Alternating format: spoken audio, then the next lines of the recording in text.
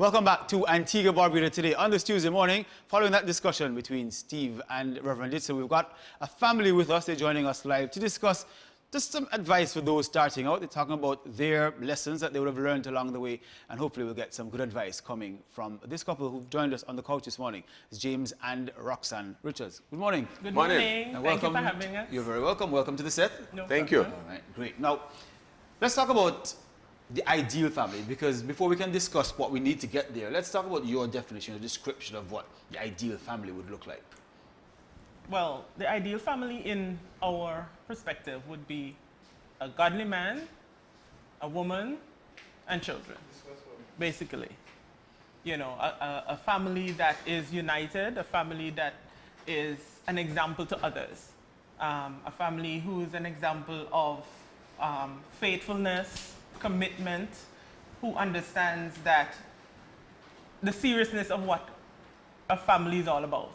And you cannot have that seriousness of what a family should be unless you're united together, working together for the common good of the family.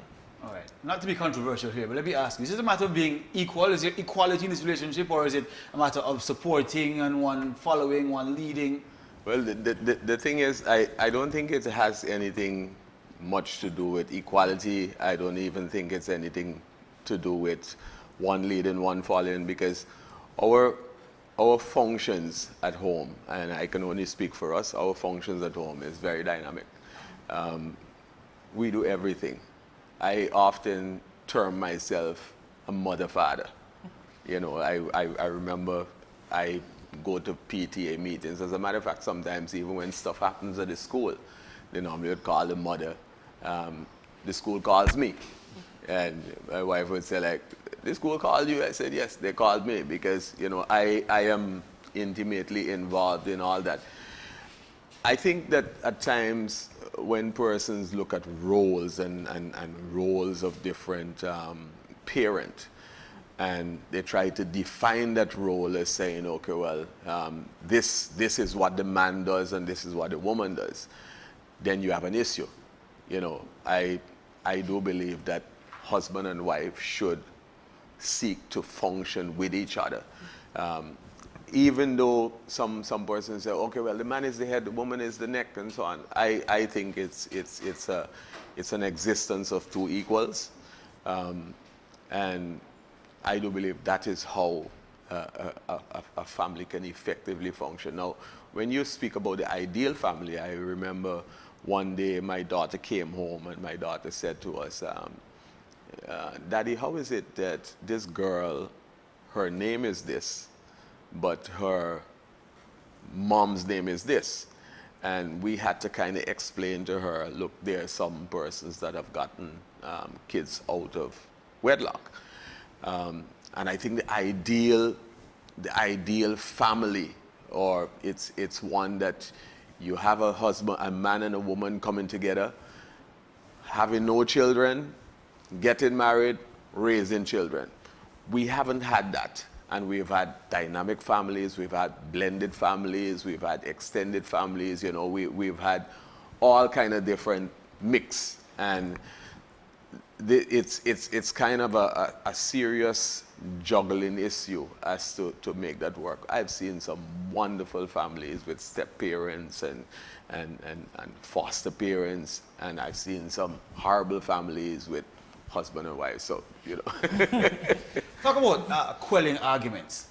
Because if you subscribe to the husband as head and wife as neck, then of course the man says this and this is what it is. But if you're talking about an equality of sexes and of the roles in a family, how do we quell arguments when they come up? It's all about respect. I must say, for the 15 years that we've been married, we have never had this shout-out argument between us. Because she has a trouble up on me. Okay. If I was, he would not have. Case If I was, he would not have said it here. He would have been so ashamed. Yeah. So we've never had this shouting match that I grew up seeing in the community, where you have a husband and a wife having a disagreement and the whole community has to know about it. What we do in that situation, we try as much as possible not to do things like that in front of the children. We get together and we discuss it. We have a conversation. So I think if you have a relationship where there is mutual respect for each other. You don't want to be saying things that you're going to regret later. Because sometimes when we get angry, we just say whatever. And words are like feathers in the wind, as they say. You can't take it back. You know, you don't know how what you say affect that person in the long term. So we try not to, you know, have this big brawl out. We sit down and we discuss whatever we have going on. One thing I've seen over the years that we have gotten married, we were married, and it has been a sense of maturity over the years for us. We've been able to deal with things in many different ways, using different methods, using different means. And one of the things we've always said is that our marriage exists on pieces of different marriages, because I admire different marriages. I admire different aspects of certain marriage. For example, there's a marriage I admire the communication. There's a marriage I admire how the husband goes out of the way for the wife, and we grab this, grab that, and make that function for us. And over the years, we've always gotten to the point whereby we have a discussion.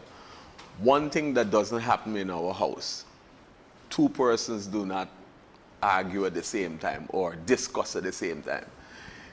If Roxann has an issue and Roxann is talking, I realize she's hot, I go silent.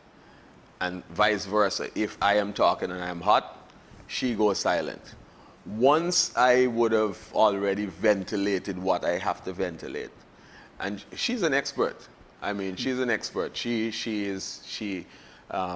I would say what I have to say, and she listens. And interestingly enough, I said, okay, well, I win this one. But then she's like a quiet storm.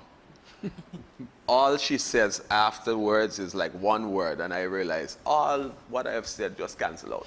You know, so it makes it good for me also, even when it comes to dealing with things like work and other relationships. Because if I have an issue outside, because I'm intimately involved with that issue, I say to myself, maybe I might not have the third and fourth eye. I said, let me get my third and fourth eye. So I come to her and I said, listen to this argument, listen to this issue, give me your opinion. Because she is the one that is outside of it, because she is withdrawn from that particular situation, she can then give me an ideal answer, and then I can combine what I'm thinking with hers and then just present it, and it works wonders. What's been the major aspect to keep your relationship buoyant and alive and keep you together basically for 15 years? Sex. Explain. Not describe, just explain. No description. Listen, no, and I say that, and I don't say it loosely, but the romance in our relationship has been amazing. But the romance is the dessert. There's a lot that is involved to get to the dessert. There is the entree. There you have the appetizer. But then there are times when you might get something served on that plate that you don't necessarily like, but you're looking forward to the dessert because it's going to be a nice cheesecake or a nice ice cream. So what you do leading up, and one of the things that I speak to couples on a regular basis about is about the banking system. The banking system works this way. If I have an ATM card, I was telling my wife yesterday, I went to the ATM and I have $4.70 left in my bank account. In one of your bank accounts, I'm hoping. No, in the bank account. So I cannot go back to the bank and try to withdraw $20 from $4. So the similar thing, I think a lot of times you have guys going back to draw from the bank, the sex bank, what they didn't put in. So you have to work to make sure that account is not overdrawn. You have to make sure that account is not low. You have to make sure that account is always topped up. So acts of kindness, gifts, simple things that you take for granted, because it's not like you get home and you said, okay, well, the Bible says marriage is honorable and the bed is undefiled. I want sex. That's you right. know, that's it. You know, you can't, that can't work, and that's not something that will work out effective. You have to ensure that you set things up, you put things in perspective. So that's why I said initially sex, but it takes work. Yeah, You it agree? takes, I do. Okay. Yeah, it takes a lot of commitment, and it takes, what you put in is what you're going to get out. You cannot, and it's all about the mindset you go into the marriage with. And I think meeting James, I realized that both of us have the same mindset going into a marriage. You're going in expecting the best. You're going in and divorce is not an option. You're going in and you're thinking about a lifetime. There are individuals who go into a marriage and they're thinking of what if and prenup, and it's like you're waiting for something to happen. You're waiting for failure to take place. So with us going in with the right mindset and understanding that we're on the same team, we're not fighting against each other. So even if a situation comes up in our marriage, the bottom line is, and in the back of our mind, we're on the same team. We want to see the same victory in the end. So if you want to see the same victory, you're not going to tear down the other person. You're not going to want to crucify the other person, because at the end of the day, we're working together as a unit for one common good. And it's interesting that she said that, because one of the things that she also highlighted that has been at the forefront of our relationship is respect.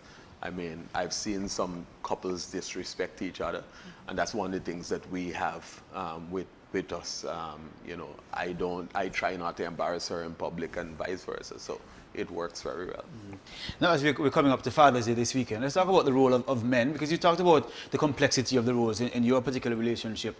How do you see the roles of men changing or perhaps not changing in terms of, let's start from courtship. A man is responsible for asking the woman out first, for paying for the meals during dating and courting, for proposing, for initiating sexual acts, etc. Do you see that role changing for families, or is that something that men should still hold fast to doing?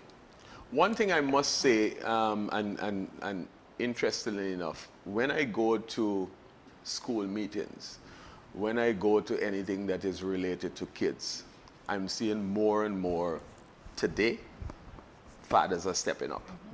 Whether they are in the household, whether they are married to the mother, or whether it's just their children, I'm seeing more and more fathers are stepping up. I'm encouraged.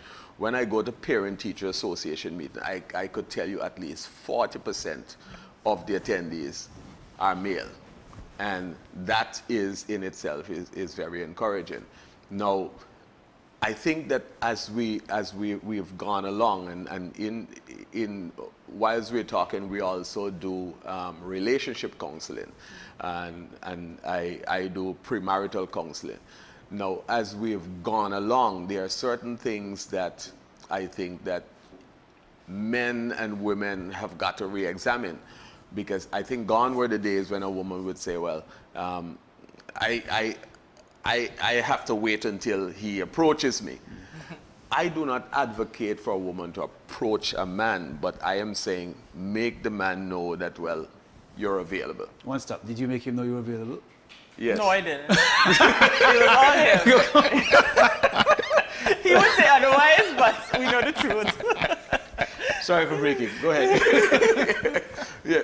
Let the man know that you're available. The joke about it is that she was looking for a guy that was 5 years younger than her, 5 years older than her.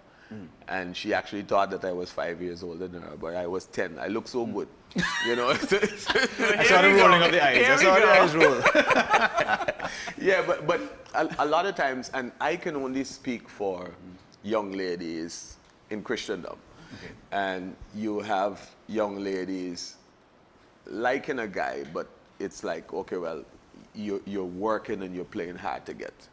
I mean, I've seen some missed opportunities. I've seen some missed chances. I don't know if it is missed or if it's probably the will of God, but I've seen some rejections because the guy does not look as though he is much. He does not look as though he will turn out to be much. So it's like, nah, you don't cut it. And you know, persons end up in marriages, end up in relationships that didn't go anywhere, and then the guy ended up with a young lady that he treated like a queen. So it's something that I think has to be examined, and I think it's something that goes, you know, it's something that changes as we go along. But you know, I do believe that we're on the right path.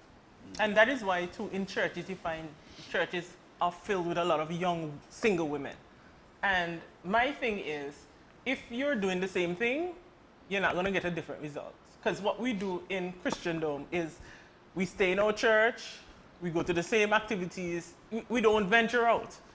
And you have the same pool of guys in the church. You already looked at them, you already decide, okay, these are not one that I want. So you have to do something different. You don't sit and pray that the Lord send somebody new into the church. That's what they're doing. That's what they're doing. All right, I've enjoyed this more than I thought that I would. It's time to take a break, though. We have to go to the top of our headlines. But thank you both so much for coming in and sharing your experience, your expertise. Even if you disagree, we understand and we learn from that. Yes. That's all good. So thank you so much for Thank coming. you very much for Thank you having very us. much. You're very welcome. Okay. So James and Roxann joining us on the couch this morning. Interesting to hear about the relationship and the advice that they have, of course, for couples. Well, we're going to take a break now. We'll come back. We will have top of the hour headlines, and then later we'll hear from Casilda Weatherhead, a welfare officer. We're continuing our talk about families this morning on Antigua Barbuda today.